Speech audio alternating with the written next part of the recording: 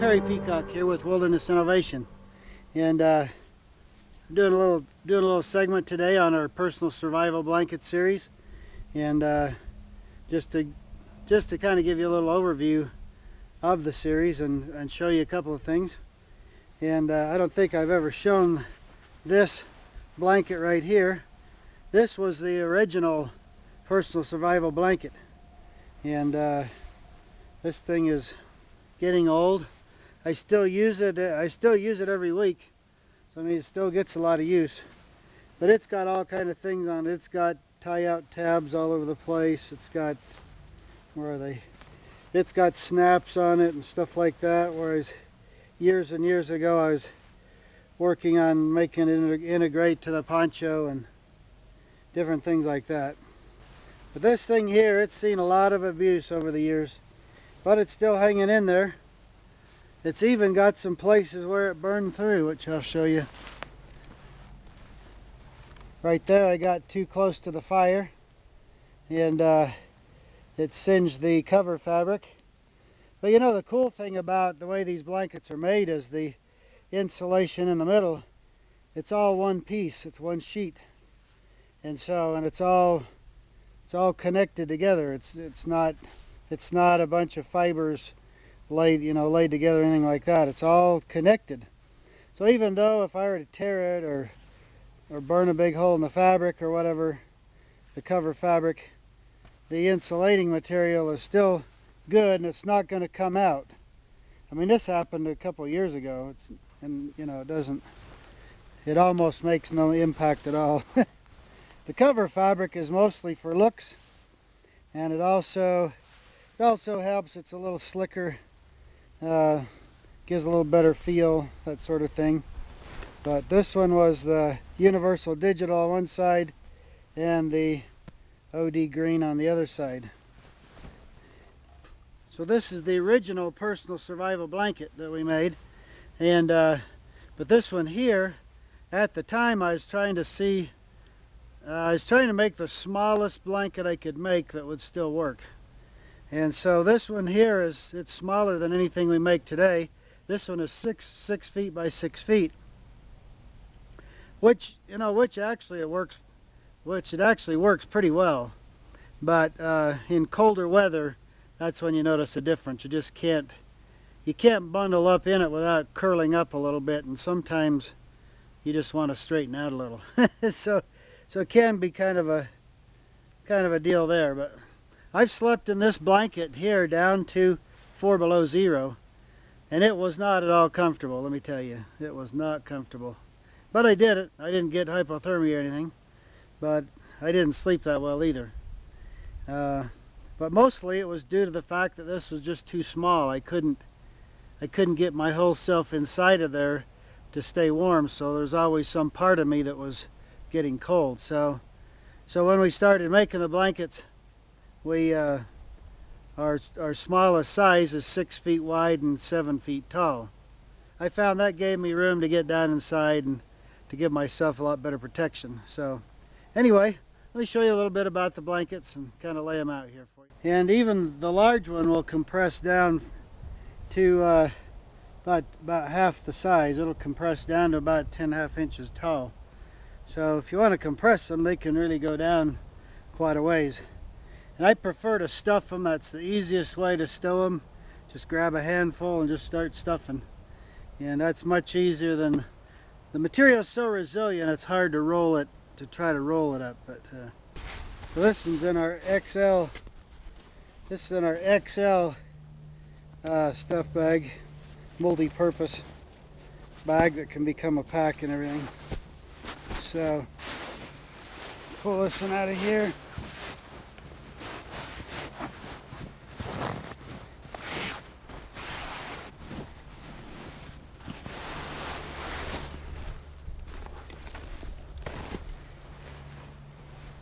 All right, so basically here's a layout. Here's our original blanket, which is just a little bit over 6 by 6. And then the next one down here is our tall, so that's 6 by 8. And on the very bottom, it has the greenish And that one down there is 7 by 8, roughly. So the regular size, which I don't have with me, is between these two. So I like the large in the wintertime because it gives me more that I can wrap around me. And in the wintertime, I'll often use a combination of 2 or 3 blankets or a couple blankets in my fleece or whatever. And so having the outside be the large size helps to give me a little more that I can wrap around me. You know, some people will ask me from time to time, well, I see that you're just laying right on the ground with your blanket. Is that not a problem? Don't you get wet? How do you know, all that sort of thing? Well, so here's my answer is, essentially, if the ground's just damp or whatever, it's moist a little bit, I don't normally see it as a problem unless there's standing water. So long as I'm not laying in water, I'm okay. If the ground can actually be reasonably wet, and I can lay this blanket right on it without any ground cloth and not get wet, and not be drawing moisture up into me.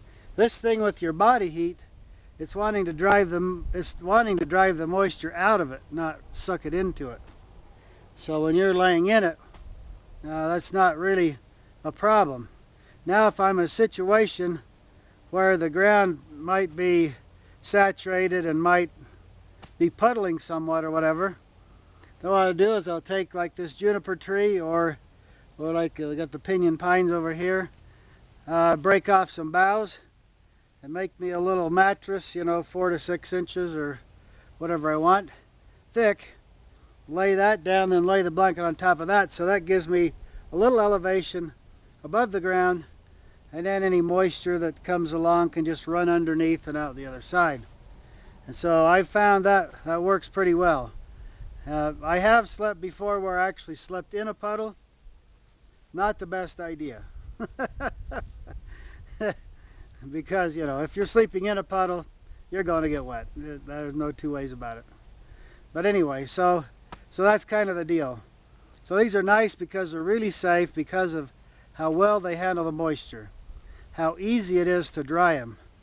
You know, I could get this thing soaking wet, I could throw it over a branch in a tree, and most of the water would run right out of it. And what didn't run out of it would dry out of it in the course of a couple of hours or so. Or I can just get in it while it's kind of wet, and my body heat will drive most of the moisture out.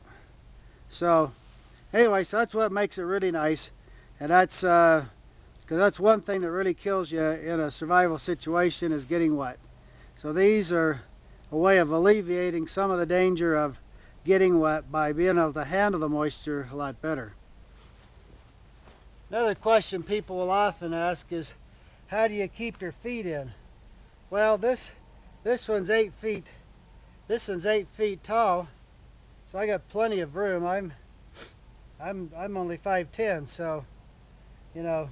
So usually what I do if I'm concerned about that, which actually I'm usually not, but what I do is I just take the bottom foot or so, and I just fold it up under there. That way my feet can't slide out the bottom. So that works really well. Now, if you want to make it a little bit more of a mummy bag type of a deal, well, you can take like this and fold that under to match, and fold under like that. Now you have a narrower part here, you can still get in and out right there. So that's another way you can do that. Alright, so there's one more way you can do this. Every blanket that's sold comes with a bundle of 2 of our shock cords with cord lock. So these are shock cord loops, and they have a cord lock on the end. So this is the way I would typically if I really want to secure my foot area, is I would just do this right here. It's kind of accordion fold out or whatever, or wad it up, whatever you want to do. Then you put that shock cord loop around there. Run the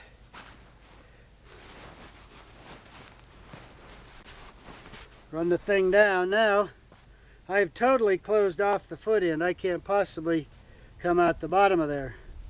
So that works really well for closing in the foot area. Now here's another method that you can use to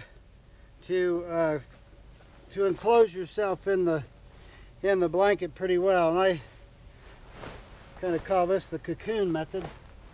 So what I'm going to do is loosely take this thing and fold it or roll it. I'm really kind of just folding it. Doesn't really matter.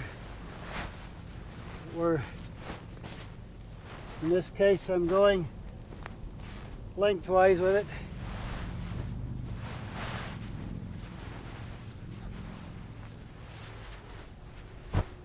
So you see what I've done there. Now I'll come to this foot end right here, or it could be head end, whatever you want it to be. There's no rules here. Actually, I could have come closer to the end right here. I only need about a hand width to get a good grab, but I got plenty of room in there, so that's going to work fine. So I'm going to do the same thing on the head end. So now if we're going to bed in this style right here, which this is not the way I do that often, but it does enable a person to get all the way into here and to be pretty well covered up. Now keep in mind, this is with the tall, so if I had the large, this would be even better of an envelope around me because it's a foot wider. But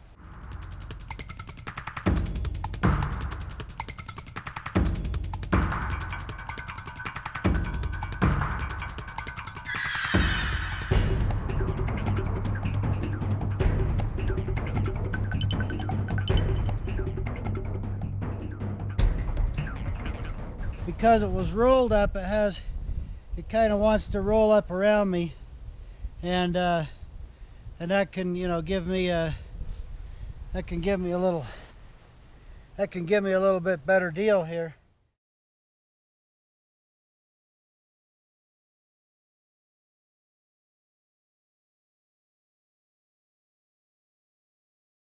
Now one thing about the survival blankets that you got to think about is okay, so what makes them good? I mean, I've just talked to you today about what the sizes they are and kind of how I use them, but really the real value is, to me, is primarily in the moisture handling that the blankets have.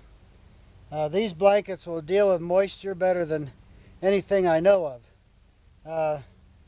You know, I spent when I lived back east, I spent darn near every day for a whole year, or every night, sleeping in a wool blanket outside. So I was in rain, thunderstorms, I was in the heat, I was in the cold, the snow, freezing rain, everything. And I liked my wool blanket. It was great. It was warm. The downside to it was the moisture handling was terrible.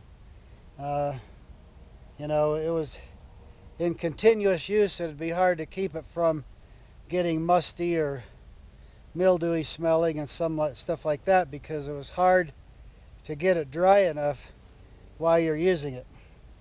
These right here, that's not a problem.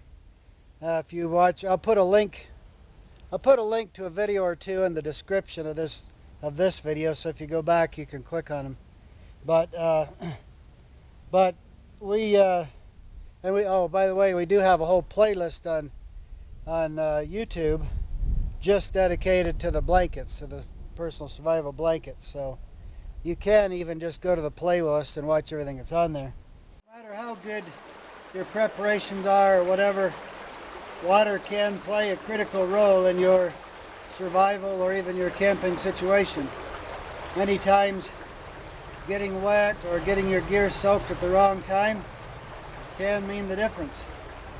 So doing what you can to try to alleviate possible situations like that can be very helpful.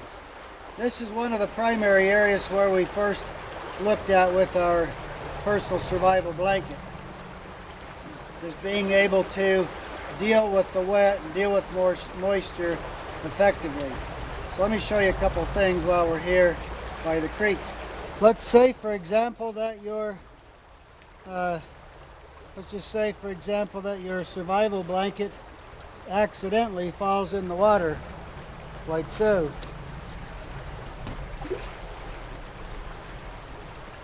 Now, if your survival blanket fell in the water like that, that could potentially be a problem. Because if you got to try to keep wet at night, if you got to try to keep warm at night, and your blanket fell in the water, you got a problem. Of course, this didn't even absorb any water, so let me do it again.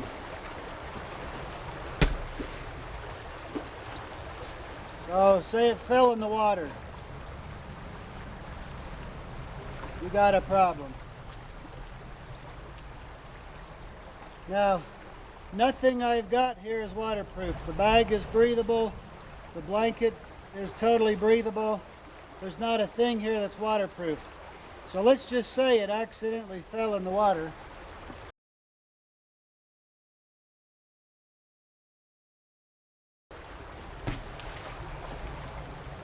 So if you accidentally drop your blanket in the water, threw it in the water, but if I accidentally dropped it in the water,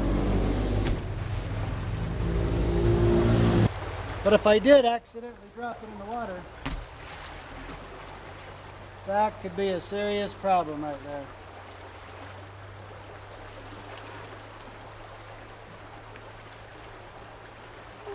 So what would be the worst case scenario?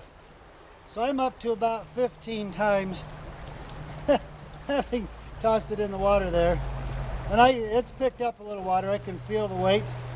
So what do you do? What can you do? Well, let me show you. It's real simple.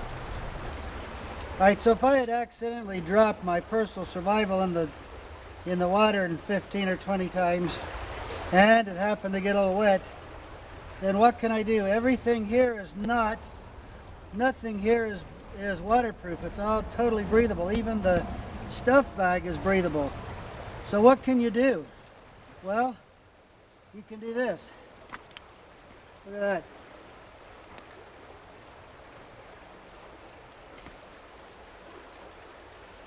I can squeeze the water out of it.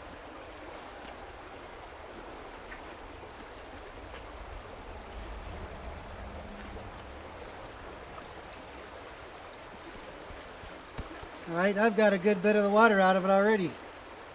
Just like that. Very simple.